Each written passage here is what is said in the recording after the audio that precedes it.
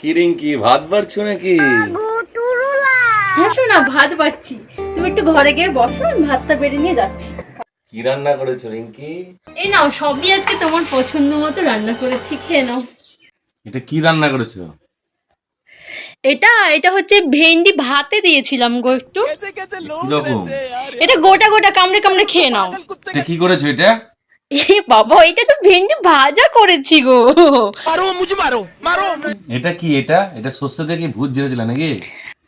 আরে এটা সর্ষে দিয়ে ভূত ঝাড়বো কেন গো? এটা ভেন্ডি দিয়ে সর্ষে দিয়ে ঝাল বানিয়েছি। এটা কি? এটা তো ভেন্ডির ঝোল। এটা খেলে তোমার শরীর ঠান্ডা থাকবে, এত গরম পড়েছে বাইরে।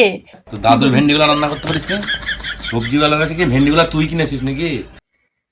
ওরকম বলছো কেন সোনা? তুমি তো নিজেই ভেন্ডির তরকারিগুলো সব খেতে ভালোবাসো, সেজন্য তো আমি সব ভেন্ডি রান্না করেছি। একটা তরকারি আছে, আমি নিয়ে আসবো। কি? ভেন্ডির বড়া। मारो मुझे मारो मारो मुझे मारो मारो